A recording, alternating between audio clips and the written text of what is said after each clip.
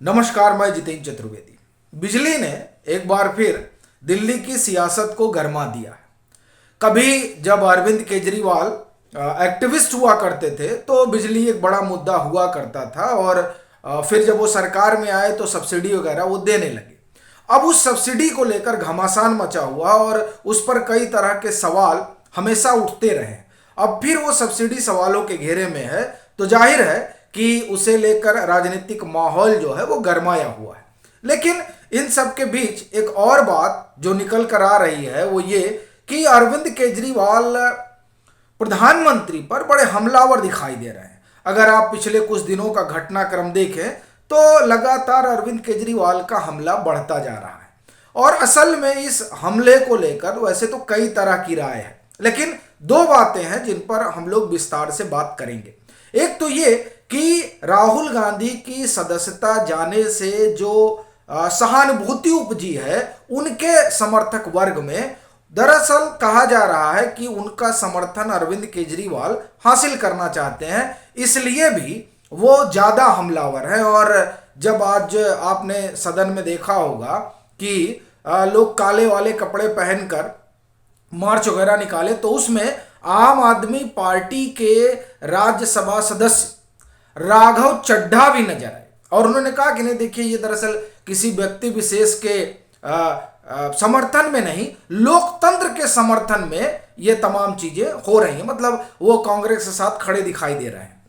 अब ये चीजें कुछ संकेत तो दे ही रही हैं, मगर इसी दरमियान एक बात और चल रही है जिसको माना जा रहा है कि इस कारण भी अरविंद केजरीवाल हमलावर है।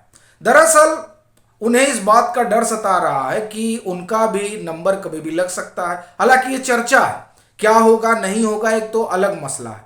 पर इसी जिस मामले में इस समय दिल्ली सरकार घिरी हुई है, दारू घोटाला, और उसी घोटाले में उनके जो पूर्व डिप्टी सीएम हैं वो फिलहाल जेल में है, उस मामले में जिस तरह से चीजें आगे बढ़ रही हैं उसने आम आदमी पार्टी के लिए एक तरीके का संकट तो पैदा किया ही है।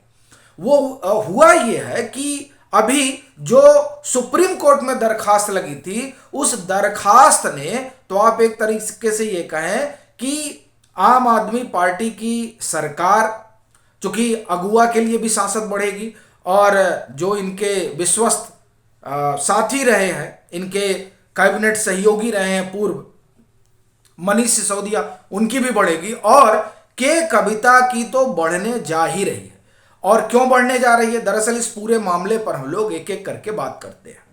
आपको इस बात का ख्याल होगा कि ये लोग सुप्रीम कोर्ट गए थे, ये लोग के कविता गई थी, और उसमें उनकी दो मेन बातें थी कि एक तो ईडी का जो सम्मन है उस पर स्टे लगाया जाए, और दूसरा गिरफ्तारी से उनको प्रोटेक्शन मिले। सिब्बल साहब उनके लिए उतरते हैं और फिर तो जो होता है उस पर हम लोग आएंगे। लेकिन इस दरमियान दो बड़ी चीजें जो हुई वो जानना बड़ा जरूरी है, क्योंकि उसी से आगे का सिरा चलता है। ये माना जा रहा है कि, माना क्या जा रहा है, ये ईडी का दावा है कि ये जो साउथ ग्रुप है इस दारू घोटाले में जो आम आदमी पार्टी की सरकार से जुड़ा हुआ है, उस घोटाले में जो बड़ी भूमिका देखी जा रही है वो साउथ ग्रुप की देखी जा रही है। अच्छा, साउथ ग्रुप से ही ताल्लुक रखती है के कविता, इसलिए इनका स्टेटमेंट, इनका बयान बड़ा मायने रखता है एजेंसियों के लिए। चूंकि जो इनके पूर्व सीए हैं बुची बाबू, उन्होंने जो तमाम जानकारी साझा की है उसमें हवाला ट्रांजैक्शन की भी जानकारी, और फिर किस तरीके से तमाम चीजें आगे बढ़ी, वो सारी बातें उन्होंने बता रखी हैं। तो इस लिहाज से के कविता से पूछताछ करना जरूरी है, क्योंकि इन्होंने बताया ही है और रामचंद्र पिल्लई ने भी बहुत कुछ बताया है और इन लोगों का कन्फ्रंटेशन भी हुआ है। लेकिन उसमें जो एक बड़ी महत्वपूर्ण चीज जिस पर हम लोगों ने कल भी बात की थी कि ये जो फोन बदले गए हैं, वो फोन जिस 2 तारीखें हैं जब फोन बदले गए और वो फोन के कविता के भी बदले, ऐसा ईडी का दावा है, वो उस मसले को लेकर भी ईडी इनसे पूछताछ करना चाहती है। लेकिन वो रुकी हुई थी इस बात को लेकर कि चलिए अब 2 बार हमने पूछताछ कर ली, मतलब वैसे तो 3 बार हुआ, चूंकि 11 मार्च को और उसके बाद हम 20 और 21 मार्च को। लेकिन अब वो वेट कर रहे थे कि सुप्रीम कोर्ट कुछ कहेगा तब आगे इंक्वायरी वगैरह की जाएगी। अब सुप्रीम कोर्ट ने क्या कह दिया, सुप्रीम कोर्ट ने कहा कि देखिए ऐसा है, एक मामला जो नलिनी चिदंबरम का चल रहा है उसी मामले से के कविता वाले मामले को जोड़ दिया जाए। और अब जब उन्होंने कहा जोड़ दिया जाए और फिर जो है संभवतः 3 सप्ताह बाद अब उसकी सुनवाई होगी। तो ऐसी स्थिति में इन दो चीजों को लेकर तो कोई राहत जैसी बात तो नहीं हुई के कविता के लिए। अब जब उनके लिए कोई राहत की बात नहीं हुई, ना उन्होंने सम्मन पर कोई स्टे वाली बात कही और ना गिरफ्तारी से रोकने वाले मसले पर कोई बात हुई।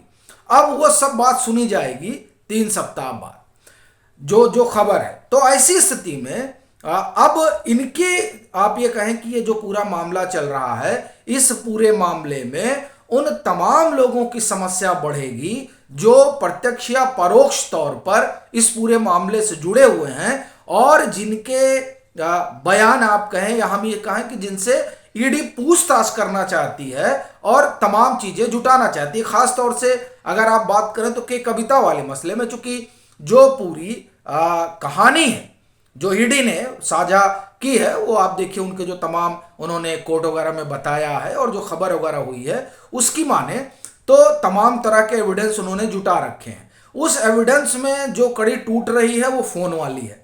अब उस एक तो फोन वाली कड़ी, दूसरा जो बुच्ची बाबू बता रहे हैं, जो अरुण रामचंद्र पिल्लई बता रहे हैं, जो अभिषेक बोन्नापल्ली बता रहे हैं, इन सबके कहे को भी जो है एक बार आप ये कहें कि क्रॉस चेक करना है, फिर उसको लेकर कन्फ्रंटेशन कराना है।